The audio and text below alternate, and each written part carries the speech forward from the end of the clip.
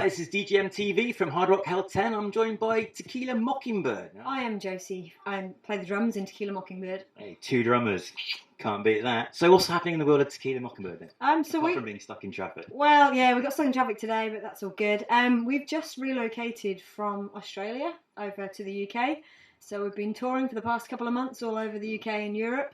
Obviously we're here today and really looking forward to rocking out, and then we've got a few more shows across the UK scheduled for the end of the year, and we're just going to see where things take us. We've got an album due to drop early next year. Yeah, and so far it's all been great. We're having an absolute blast over here, and we never want to go home, so... Fair enough. It saves the flight as well. Exactly. We bought one-way tickets because they were cheaper. I was talking to the Black Aces earlier on, and they told me it's 24 hours on a plane. Yeah, it's 24 hours, so it's a bit of a slog. It's a bit of a slog. And we couldn't be bothered doing that again. So to people who actually don't know of Tequila Mockingbyrd, what it might be, which one song would you point them to? Probably I Smell Rock and Roll would be the best one known over here. That was picked up by Planet Rock Radio. They gave us a lot of support for that. And yeah, it's about rock and roll and how it smells. And we were very lucky. We filmed a video for it out in the Middle Eastern desert when we were over there playing for the troops last year. So that was kind of a very special moment for us. And just out of interest, how does it smell? Not great. Not great. I'm not going to lie. We actually, when we launched the single in Oz, we put out a fragrance as well because we thought it would just be funny. Why not? The video wasn't ready in time for the single launch, so we thought, sod it, we'll put out a fragrance instead. Cool. You know, if bloody Taylor Swift can do it, why can't we? Absolutely. So we actually ordered it on the internet. Sorry. I don't know, one of these people.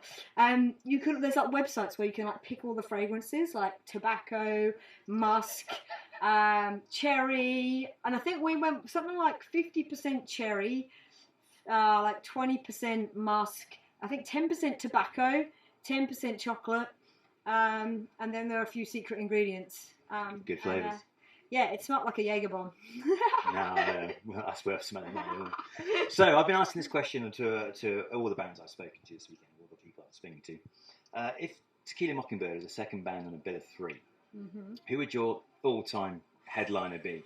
Could be from anywhere in time, and an up-and-coming band that you'd have as your opener. Now, there's a question and a half. Sorry.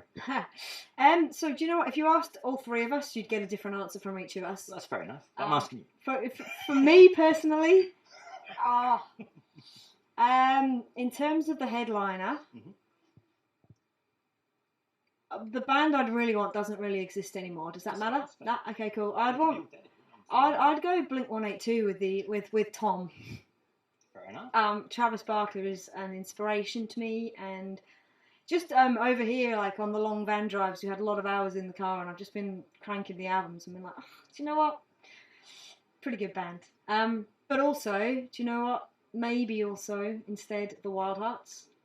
Really getting into them lately as well. So I know. So I'm gonna be like wandering around stalking him. Well, I hope he's gonna walk in here before 6 o'clock, so I can actually shake his hand. Yeah, I was, obviously it's a shame about Glenn Hughes, but then when I saw the replacement, I was like, not so upset. So that's pretty cool. In terms of opener. Oh, well remembered. I've forgotten to even ask the question. Let me think. Do you know what? There's this band from Australia, and they're bloody awesome, and they're like a blues rock kind of band, lots of soul. They're called Dirt River Radio. They played with us at our album launch, and if you haven't checked them out, check them out. Cool. So what's happening in the world?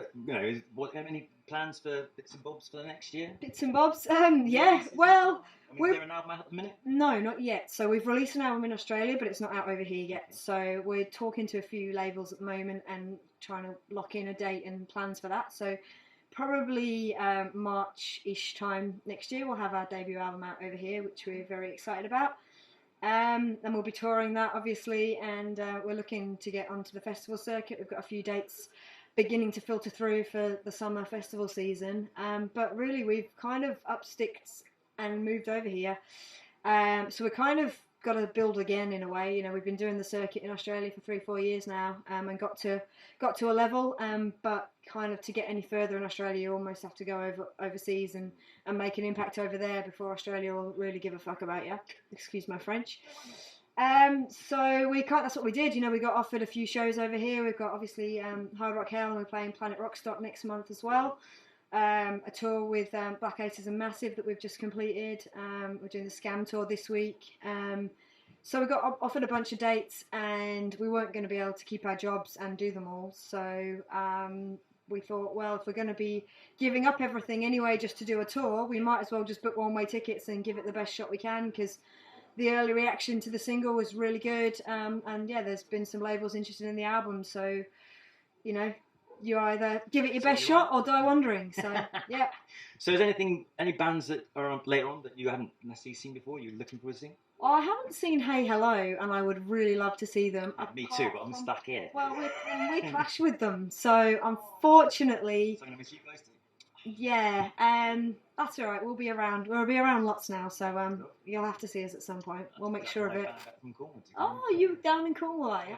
Oh, we'll have to come down and do a little Cornish leg of the tour. That's all good. No one comes down to Cornwall. Well, that's the thing. This is the best thing about being in the UK, is that we're used to driving 12 hours for a show.